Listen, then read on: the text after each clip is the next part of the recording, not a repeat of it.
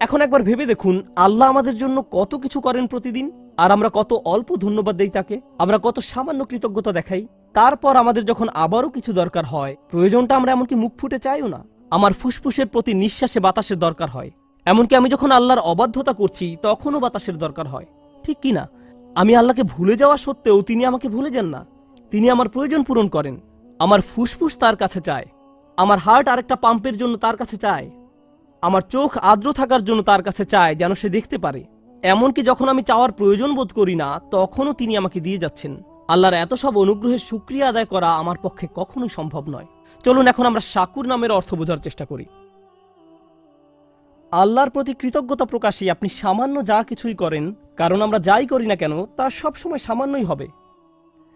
আল্লাহ বলছেন তিনি আপনার এই সামান্য চেষ্টাকে দারুণ কদর করেন। ইয়া রব, আপনি আমাদের জন্য সবকিছু করেন। যেমন আপনাদের একটা উদাহরণ দিচ্ছি, আপনার প্রতিটি পয়সা, প্রতিটি র্যান্ড, একজন আমেরিকানের প্রতিটি ডলার, একজন পাকিস্তানের প্রতিটি রুপি, ব্যাংকে আপনার যত টাকা আছে, আপনার পকেটে যত টাকা আছে, ডেবিট কার্ড, ক্রেডিট কার্ড, যাই থাকুক না কেন, এর সবকিছু এসেছে আল্লাহর কাছ থেকে। তিনি আপনাকে প্রতিটি পয়সা দান করেছেন, আর আপনি তার থেকে খুবই সামান্য একটা পার্সেন্টেজ দান করলেন। কেউ আপনার দরজায় এসে করাঘাত করলো, আপনি তাকে সামান্য কিছু দান করলেন, কিন্তু আল্লাহ আপনাকে যা দিয়েছেন তার প্রায় সবটাই এখন আপনার কাছে রয়ে গেছে। আর আল্লাহ ভালো করেই জানেন যে আপনি অধিকাংশই নিজের কাছে রেখে দিয়েছেন। এখন আল্লাহ বলছেন আমি তোমার এই সামান্য দানের মহা গুণগ্রাহী। সুবহানাল্লাহ, সুবহানাল্লাহ। প্রথমত এই টাকাটা তো আমার ছিল না, এই টাকাটা তো আল্লাহরই, এটা তো আমার ছিল না। আল্লাহ আমাকে দিয়েছেন এত পরিমাণ, আর আমি দান করেছি এতটুকু পরিমাণ। কিন্তু আল্লাহ এই অল্প দানেরও দারুণ কদর করে থাকেন। তিনি আমার এই নগণ্য দানও স্বীকার করেন। আমাদের প্রতি আল্লাহর নাম আশ-শাকুরের অনুগ্রহ এটি, আশ-শাকুর নামের অনুগ্রহ এটি। আর শাকুর নামটি আরো দুইটি নামের সাথে যৌথভাবে এসেছে, গফুরুন শাকুর এবং শাকুরুন হালিম। আমার কাছে এই ব্যাপারটা অসাধারণ চমকপ্রদ লেগেছে। গফুরুন শাকুর মানে আমরা যখন নামাজ পড়ি, আল্লাহ আমাদের নামাজ পড়া পছন্দ করেন। আর আমাদের নামাজে কত শত ভুল থাকে। নামাজে কত মানুষ দুনিয়াবী বিষয় নিয়ে চিন্তা করে, কত মানুষ চিন্তা করে তারাবি কি 14 নাকি 15 রাকাত হলো, কতজন মানুষের রুকু সিজদা নিখুঁত হয় এবং অন্তর আল্লাহর দিকে ঝুঁকে থাকে, কতজন মানুষ এটা অর্জন করতে পারে। এত সব ভুল থাকা সত্ত্বেও আল্লাহ কি করেন? মনে করুন নামাজ যদি একটি বিল্ডিং নির্মাণ করার মতো হয়, আপনি আল্লাহকে দিয়েছেন কয়েকটি ভাঙা ইট মাত্র। আল্লাহ কি করেন? আল্লাহ আপনার এই সামান্য ভাঙা ইটের টুকরাগুলো নিয়ে আপনার জন্য বিশাল এক দালান তৈরি করে দেন। তারপর তিনি কি করেন? গাফুর নামের দয়া এটাকে পূর্ণ এক দালানে পরিণত করার পর তিনি কি করেন? তিনি আপনার এই নামাজ পড়াকে সমাদর করেন, এই সুন্দর বিল্ডিং এর সমাদর করেন যেটা আপনি নির্মাণ করেননি। এভাবেই আল্লাহ আমাদের জন্য গাফুরুন শাকুর, অর্থাৎ এমনকি আমাদের সওয়াবের কাজেও ত্রুটি রয়েছে, খুঁত রয়েছে। প্রথমে আল্লাহ স্বয়ং ওই ত্রুটি বিচ্যুতিগুলো দূর করে দিবেন, তারপর আমাদের এই ত্রুটিপূর্ণ ভঙ্গুর প্রচেষ্টাগুলোর জন্য আমাদের প্রশংসা করেন। ইবাদত সঠিকভাবে পালন করতে ব্যর্থ হওয়ায় আমি যে দুঃখজনক অজুহাতগুলো দেখাই তা তিনি ঢেকে দেন। তারপর তিনি আমার এই প্রচেষ্টাকে অ্যাপ্রিসিয়েট করেন। ইনি আল্লাহু গফুরুন শাকুর। এটা আল্লাহ ছাড়া আর কেউ করতে পারে না। যদি আপনার বসের কোনো কাজ কোনো রকমে করে দেন, মামুলিভাবে করে দেন, তিনি আপনাকে অমুক একটা প্রজেক্ট করতে দিয়েছেন, 30 পৃষ্ঠার রিপোর্ট তৈরি করতে বলেছিলেন, আপনি মাত্র 2 পৃষ্ঠা লিখে বসের হাতে তুলে দিলেন, তারপর বললেন আপনার খুশি হওয়া উচিত, আমি তো 2 পৃষ্ঠা লিখেছি। কি হবে ভাবতে পারছেন? মানুষের পক্ষে কোনোদিন আল্লাহর মতো গাফুরুন শাকুর হওয়া সম্ভব নয়। যদি প্রত্যাশার চেয়ে কম করেন, তাহলে যার জন্য কাজটি করেছেন তিনি আপনার প্রতি ক্রোধান্বিত হয়ে পড়বেন। কিন্তু আল্লাহ বলছেন তুমি তো অন্তত চেষ্টা করেছো, আমি তোমার ত্রুটিগুলো ঢেকে দিচ্ছি। আন ইয়াজিদাহুম মিন ফাদলিহ, তিনি যে শুধু আপনার ত্রুটিগুলো ঢেকে দেন তাই নয়, তিনি ভালো কাজের এত সমাদর করেন যে তদুপরি তিনি আপনাকে পুরস্কৃত করেন। ইয়াজিদাহুম মিন ফাদলিহ। সবশেষে মানুষ যখন জান্নাতে গিয়ে উপনীত হবে, তারা আল্লাহকে স্মরণ করবে। কিন্তু কিভাবে তারা আল্লাহকে স্মরণ করবে? মনোযোগ দিয়ে শুনুন। তারা আল্লাহর প্রতি কৃতজ্ঞতা প্রকাশ করবে তাদের দুঃখগুলো দূর করে দেওয়ার জন্য। তারা বলবে আল্লাহ তার নাম পূর্ণ করেছেন। কোন নাম? আল্লাহ আমাদের সবগুলো ত্রুটি ঢেকে দিয়েছেন, আর তিনি আমাদের প্রচেষ্টাগুলো সমাদর করেছেন, এবং আমরা যা করেছি তার চেয়েও অনেক বেশি দিয়েছেন। তিনি বলেছিলেন এমনটি তিনি করবেন। আর শুধু এ কারণেই আজকে আমরা জান্নাতে, কারণ আমাদের কাজগুলো যথেষ্ট নয়, আমাদের প্রচেষ্টাগুলো যথেষ্ট নয়। তো মানুষ জান্নাতে প্রবেশ করার পর ব্যাপারটা আরো ভালোভাবে বুঝতে পারবে। শাকুরের সাথে সম্বন্ধযুক্ত আল্লাহর আরেকটি নাম হলো হালিম। এটাও আল্লাহর খুবই শক্তিশালী একটি নাম। হালিম এর অনেকগুলো অর্থ রয়েছে, একটি অর্থ তুলে ধরব। হালিম বলতে বোঝায় এমন কাউকে, আপনি যখন ভুল করেন, কয়েক মিনিট আগে আমি বলেছিলাম আমাদের ভালো কাজ জান্নাতে যাওয়ার জন্য যথেষ্ট নয়, আমরা এখন সেটা সম্পর্কে কথা বলছি না। আমরা এখন কথা বলছি আমার আর আপনার ভুল কিছু করা সম্পর্কে, কোনো পাপ করা সম্পর্কে, খারাপ কিছু করা সম্পর্কে।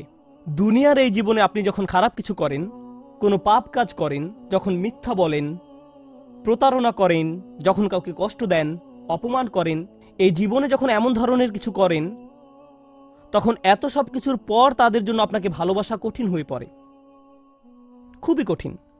মা আপনাকে জড়িয়ে ধরতে চায়, কিন্তু আপনি যদি আপনার মাকে ধমক দিয়ে কথা বলেন, চিৎকার চেঁচামেচি করেন, কোনো কোনো মানুষ এমনকি মারধরও করে, আল্লাহ তাদেরকে ক্ষমা করুন এবং তাদেরকে তওবা করার সুযোগ দান করুন। যদি কোনো সন্তান এমন কিছু করে, তাহলে মায়ের জন্য কি কঠিন হয়ে পড়ে?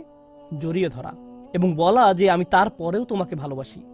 সন্তানের এই অন্যায়ের কারণে মুখে হাসি ফোটানো কঠিন হয়ে পড়ে। তিনি সহ্য করবেন, অন্তরে ব্যথা পাবেন এবং সন্তানের জন্য ভালোবাসা তখন আর তার থাকবে না। হিলম শব্দের অর্থ হলো সেই ব্যক্তির জন্য আপনার ভালোবাসা এবং যত্ন আছে যে আপনার প্রতি অন্যায় আচরণ করেছে, তারপরেও আপনার হিলম রয়েছে, তারপরেও আপনার ভালোবাসা রয়েছে, যত্ন রয়েছে। এখন এটা নিয়ে চিন্তা করুন, আমরা সামান্য কিছু ভালো কাজ করি, যদিও তা পারফেক্ট হয় না, আগে এ সম্পর্কে বলেছি, কিন্তু আমরা অগণিত খারাপ কাজ করে যাই, ভুলে যাই, বলা উচিত হয়নি এমন কথা বলে ফেলি, তাকানো উচিত নয় এমন কিছুর দিকে তাকিয়ে ফেলি, এমন কাজ করি যা করা উচিত নয়, মানুষের বিরুদ্ধে অন্যায় করি, আল্লাহর বিরুদ্ধে অন্যায় করি। এমন কাজ করলে মানুষ কি করে? কেউ যদি জানে অমুক তার প্রতি অন্যায় করেছে, আপনি যদি জানেন অমুক ব্যক্তি আপনাকে অপমান করেছে, তখন সে যা কিছুই করুক না কেন তাতে কিছু আসে যায় না। আপনি তখন শুধু তার ব্যাপারে একটা জিনিসই মনে রাখেন, সেটা কি? ওই লোকটা আমাকে অপমান করেছে, আমি তার সাথে কথা বলতে চাই না। সে লোক হয়তো হজ করেছে, সে হয়তো দান খয়রাত করে, এতিমের দেখাশোনা করে, কোরআন মুখস্থ করে, সে হয়তো প্রতি রাতে তাহাজ্জুদ পড়ে, কিন্তু আপনি তার কোনো কিছুরই পরোয়া করেন না। সে আমাকে অপমান করেছে, আমি তাকে পছন্দ করি না, আমি তার সাথে কথাও বলতে চাই না, আমি জানি সে কেমন লোক। কেউ যদি আমাদের বিরুদ্ধে কোনো অন্যায় করে, আমরা মনে করি ওই লোক আর মানুষ না, সে তখন ওই একটা অপরাধে পরিণত হয়। সে ব্যক্তি মানে ওই অপরাধ, তাকে দেখলেই অপরাধটা চোখের সামনে ভেসে ওঠে। সে যা কিছু ভালো কাজ করেছে সব অদৃশ্য হয়ে যায়, এসবের আর কোনো অস্তিত্ব নেই। আল্লাহ আজ্জা ওয়া জাল্লা নিজেকে শাকুরুন হালিম হিসেবে উপস্থাপন করার মাধ্যমে বলছেন, তিনি আমাদের ক্ষুদ্রতম ভালো কাজেরও সমাদর করেন। তিনি আমাদের ভয়ানক অন্যায় কাজের কারণে আমাদের ভালো কাজগুলো মুছে দেন না, তিনি ডিলিট করে দেন না। তিনি ভালো কাজগুলো স্বীকার করেন, মুছে দেন না, কিন্তু মানুষ এই কাজ করে। এজন্য তিনি শাকুর এবং হালিম। পাপ করা সত্ত্বেও তিনি আমাদেরকে ভালোবাসেন, তবু তিনি তাদেরকে ভালোবাসেন এবং তাদের ভালো কাজের সমাদর করেন, তাদের ভুল কাজগুলো সত্ত্বেও। ভাবতে পারেন, আয়েশা রাদিয়াল্লাহু তাআলা আনহা হলেন আমাদের মা। রাসূলুল্লাহ সাল্লাল্লাহু আলাইহি সাল্লামের সময়কালে কিছু মুসলিম রাদিয়াল্লাহু আনহুম তার সম্পর্কে এমন কিছু কথা বলে ফেলেন যা বলা উচিত ছিল না। তারা এই অন্যায় কাজে জড়িয়ে পড়ে। যখন তারা এসব বলা বলি করছিল, আবু বকর রাদিয়াল্লাহু তাআলা আনহু খুবই মনক্ষুণ্ণ হয়ে পড়েন। তিনি ছিলেন আয়েশার বাবা, তিনি আবার রাসূলুল্লাহ সাল্লাল্লাহু আলাইহি সাল্লামের খুব কাছের মানুষ ছিলেন। কেউ যদি আপনার মেয়ের বিরুদ্ধে কিছু বলে, তখন আপনার কেমন লাগবে? কিভাবে এমন কথা সহ্য করবেন?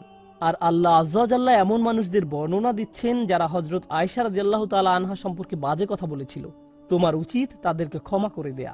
তাদের একজন মক্কা থেকে এসেছিলেন, এই ঘটনা মদিনায় ঘটে, কিন্তু তিনি কোথা থেকে এসেছিলেন? মক্কা।